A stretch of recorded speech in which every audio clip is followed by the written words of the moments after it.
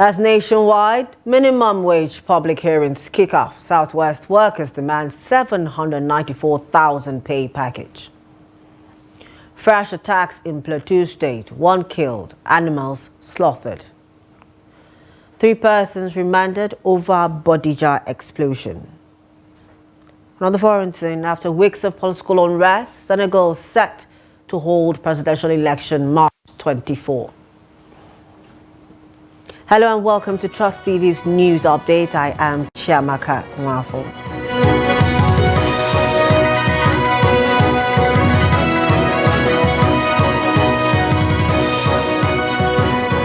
Thanks for joining us. The Nigerian Labour Congress has demanded 794,000 as the new national minimum wage for workers in the Southwest geopolitical zone.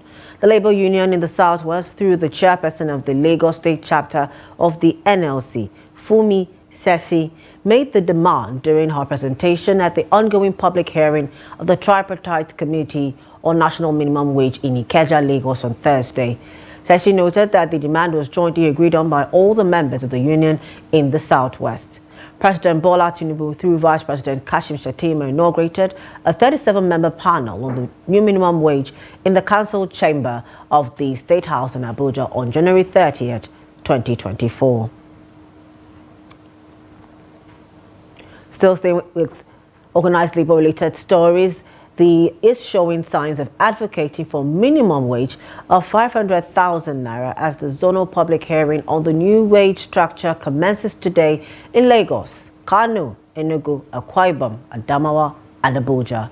Joe Ajaero, the president of the Nigerian Labour Congress, hinted during an interview on Arise TV on February 11 that if the prevailing inflation persists, Labour might advocate for a new minimum wage of up to 1 million naira for Nigerian workers. However, a senior official of the NLC, speaking on condition of anonymity to the Punch, disclosed that based on proposals received from state chapters, organized labour may push for 500,000 naira at the ongoing meeting. The public hearing, scheduled to be held simultaneously across all 6 geopolitical zones, aims to gather feedback from organized labour, state governors, ministers, civil society groups, and the organized private sector regarding a new minimum wage that reflects current economic conditions and meets workers' aspirations.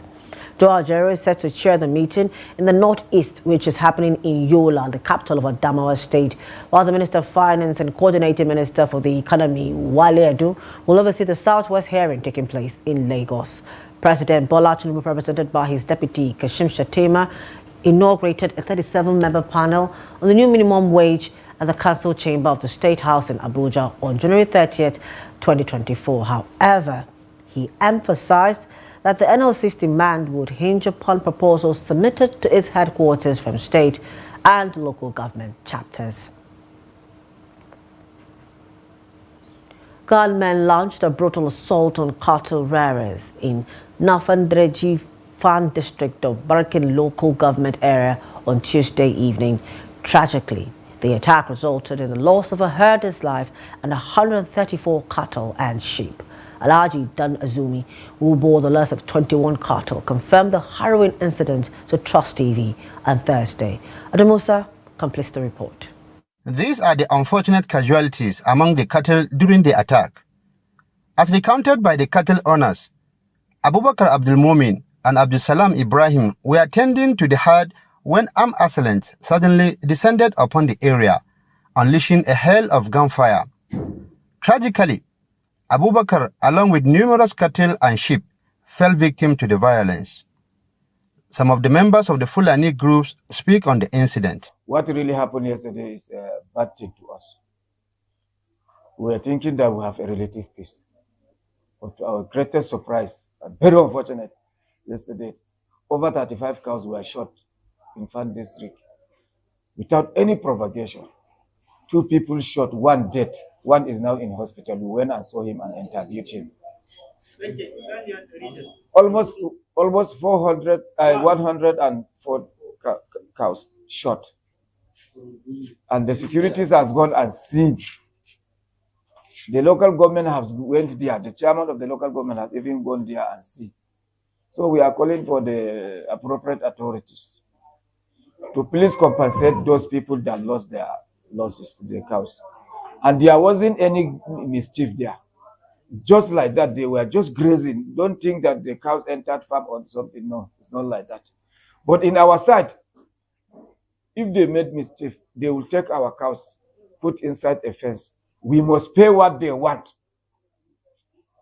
But for them, they will come and kill the cows and kill us. Nothing will be done. After our children had set out for rearing, we received a distressing call informing us that they had been ambushed by gunmen in the vicinity. The attack on the rearers was unprovoked. They had not engaged in any wrongdoing. We implore the government to intervene and address this significant loss, as swift action is urgently needed. I was at home when a call came in around 7 p.m. that my son was shot dead. I was in Bauchi, but I have to come and see what has happened to my son. My son has not committed any crime to deserve this kind of treatment. The security and other relevant authorities should wake up and ensure the arrest of the perpetrators.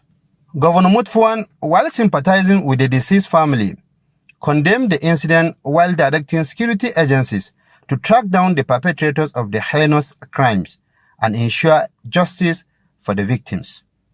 Ado Musa, Trust TV News, Jos. Now, much earlier, we spoke to Ado Musa to give us an update. Here's that. Well, at the moment, the State Governor, Barrister Kenneth Manase Mutfwang, has issued a statement condemning the attack.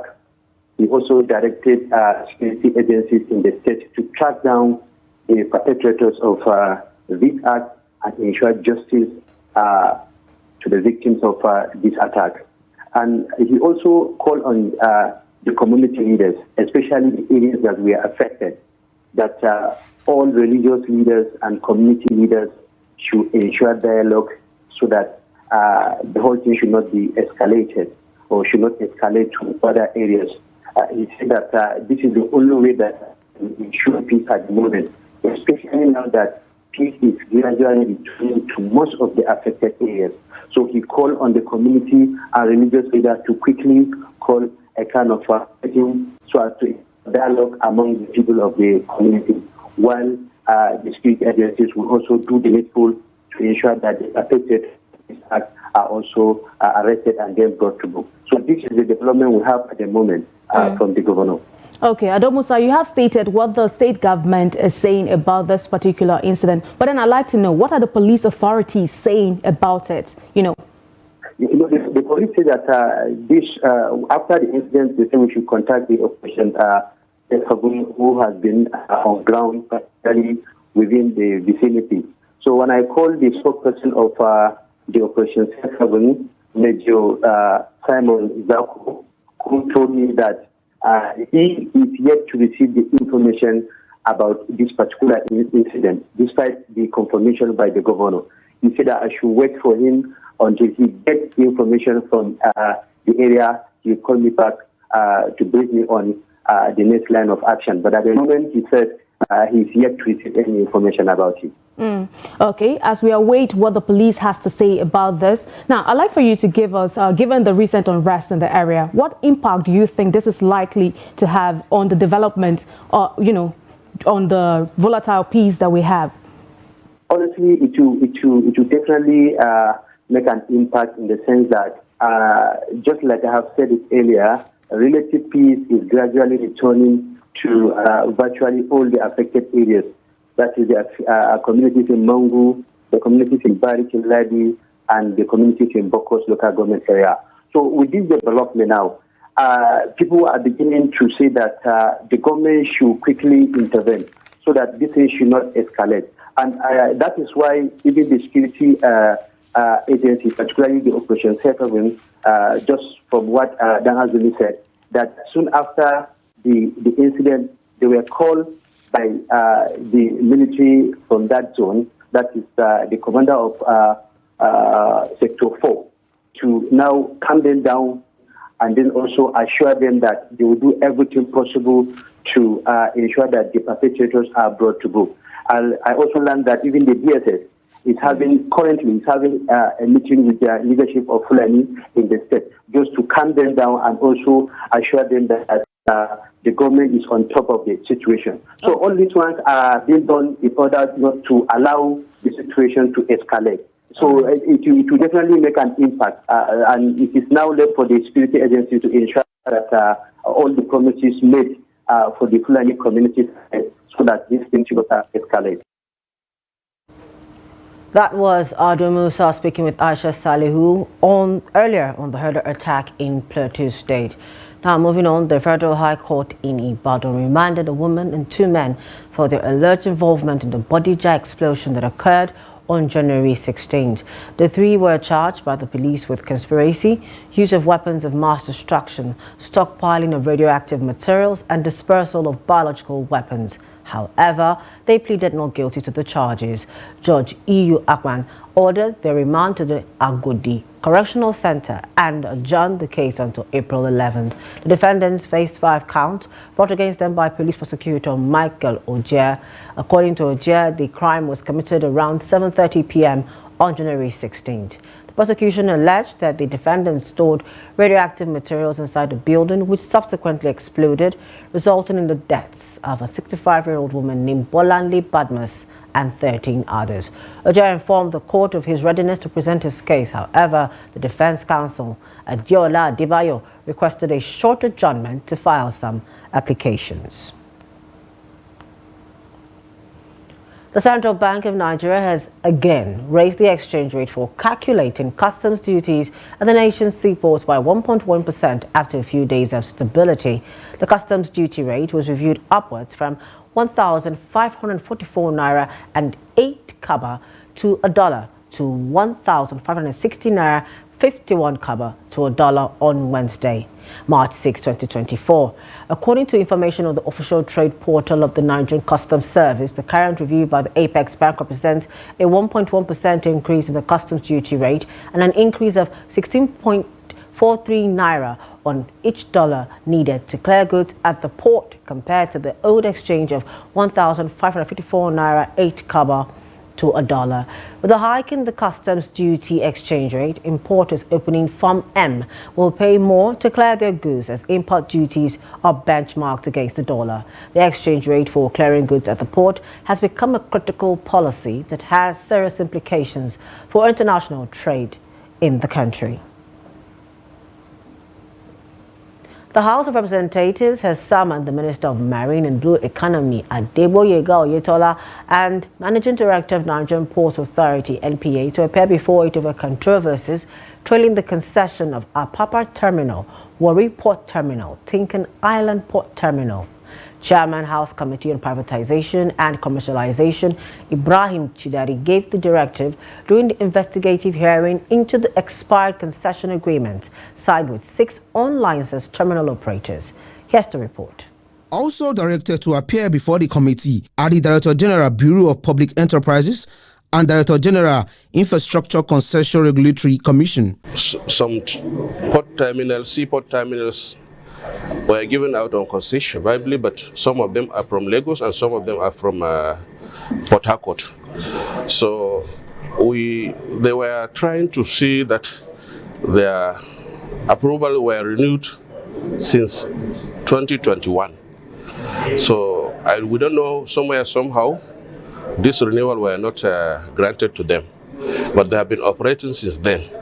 So we fit it deemed to cross-check and see what is the problem. The committee also queried the terminal operators on whether the fees paid were paid into the appropriate government account or not. A representative of Browell Oil Service Limited, Ochia Patrick, accused Intel of illegal imposition of shifting fees, which led to the loss of multi-million naira businesses from international shipping agencies. They call it shifting charge for that vessel that is already in Intel.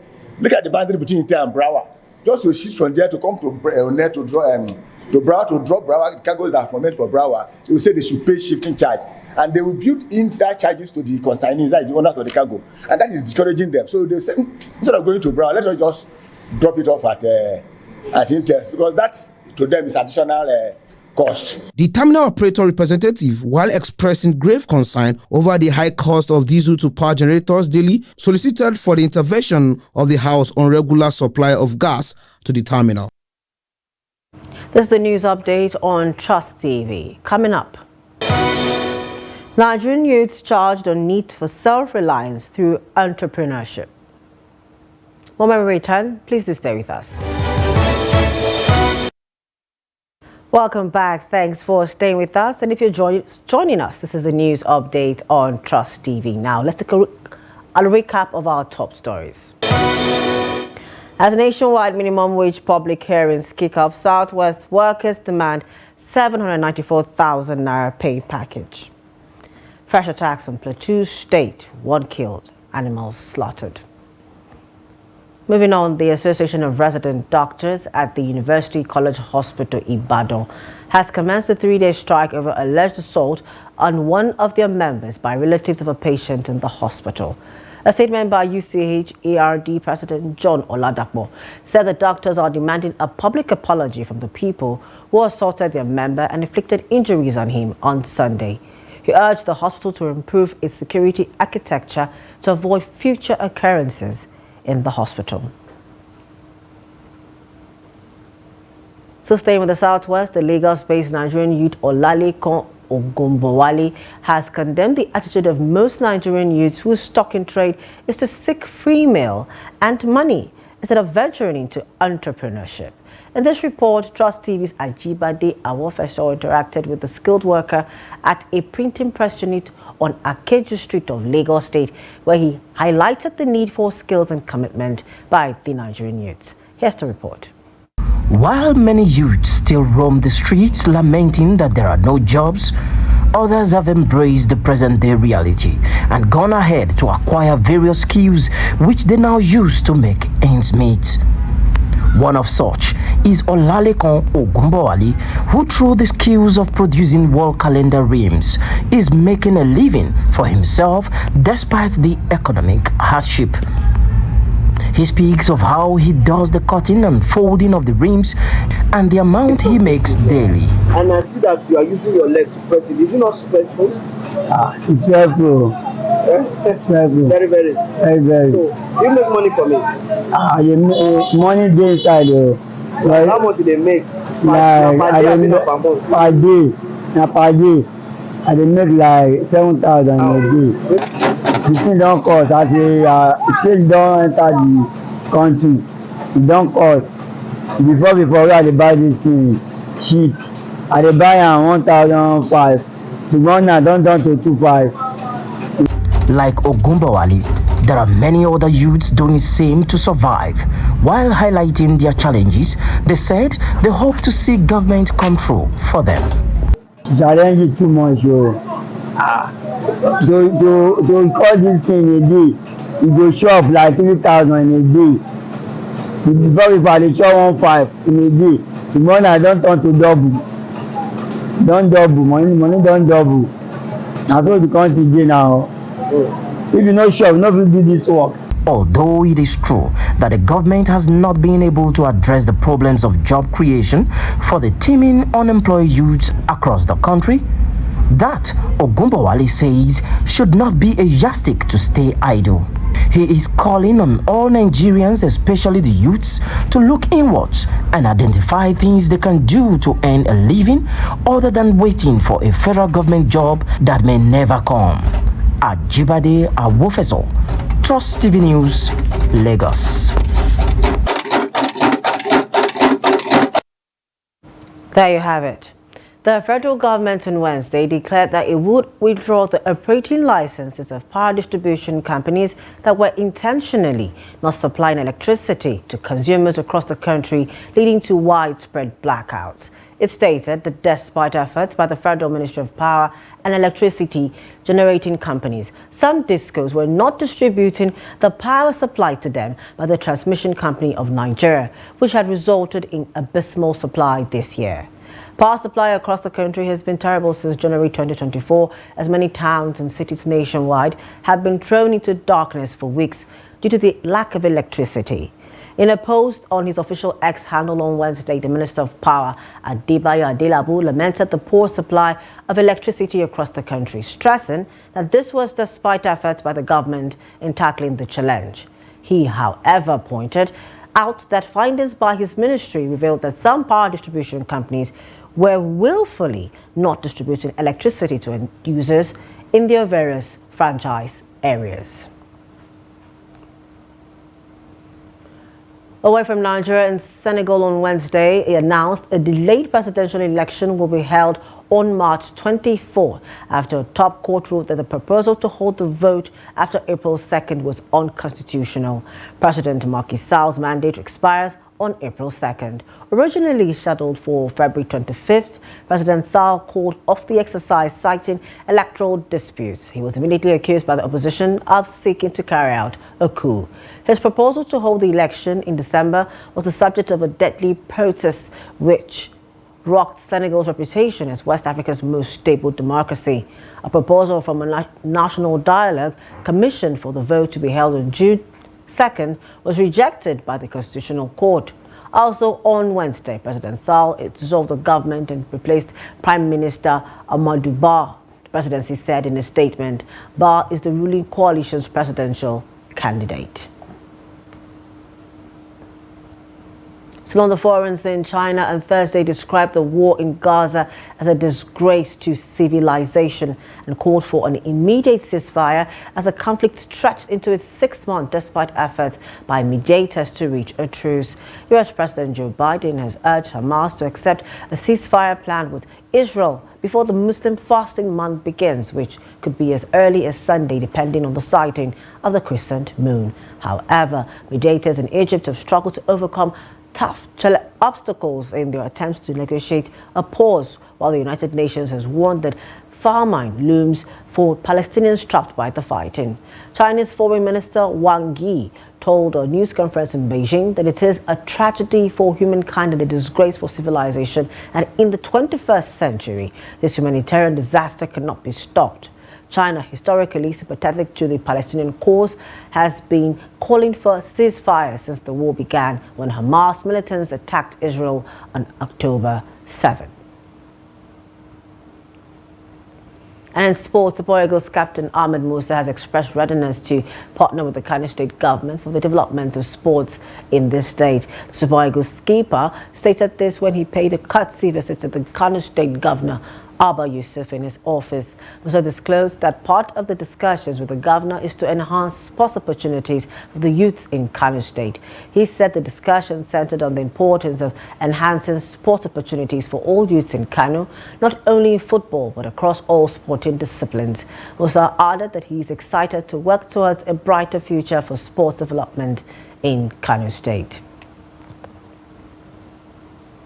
Still in sports, the World Anti-Doping Agency, WADA, has suspended the accreditation of South Africa's Bloemfontein Anti-Doping Laboratory, the only accredited laboratory in Africa for multiple non-conformities with international standards.